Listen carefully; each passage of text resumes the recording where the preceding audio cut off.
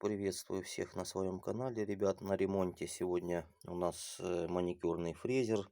Значит, проблема: упала ручка, вот, и появился посторонний шум. Сейчас попробую включить. Ну, я думаю, слышно. Ну, сейчас будем, собственно, разбирать его и разбираться, в чем же причина. Пока ставлю паузу.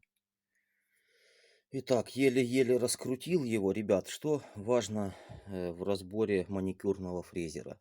Не забыть, где какие пружинки, как стояли. Ну, нужно либо записывать, либо фотографировать. Ну, или вот как я сейчас делаю, снимаем на видео. Ну, и сейчас, собственно, включу. Посмотрим, что сам мотор работает достаточно тихо.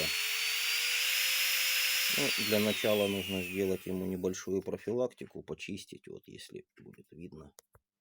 Сейчас фокусируйся. Ну, в общем, есть немножко мусора. Для начала сделаем профилактику, почистим, все смажем. Ну и потом попробую собрать, посмотрим, что с этого получится. Итак, продолжаем наше видео, ребят. Что очень важно запомнить. Вот здесь вот. Сейчас попробую сфокусировать. Фокусируйся. Вот здесь вот, если видно, тоненький подшипничек.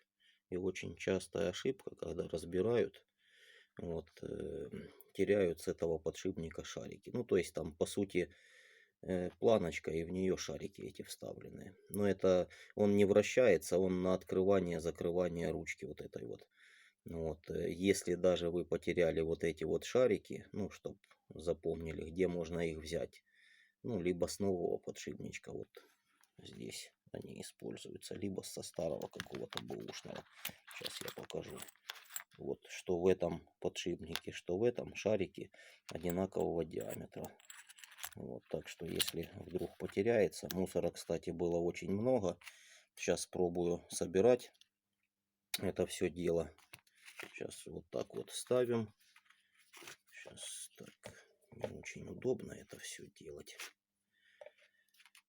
Ну, у меня подозрение есть, что здесь нужно будет подшипник менять. Так, сейчас попробуем. Так. Вставляем вот эту вот штучку. Затем вот эту вот пластмассину ставим. Ну и закручиваем. Сейчас пока выключаюсь. Очень неудобно и снимать, и собирать это все. Итак, продолжаем наше видео. Все-таки падение, конечно, может и связано как-то с вот этим посторонним шумом, но людям просто нужно было вовремя сделать профилактику этому фрезеру маникюрному. Слушаем. Ну, я надеюсь, что слышно будет.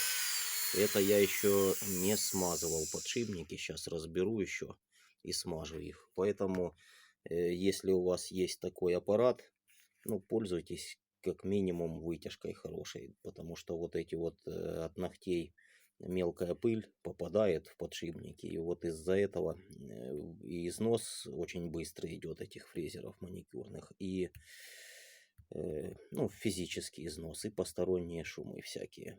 То есть, ну, падение, может быть, ускорило это, этот мусор попал, ну, куда-то в подшипники дальше. Ну, сейчас попробую смазать.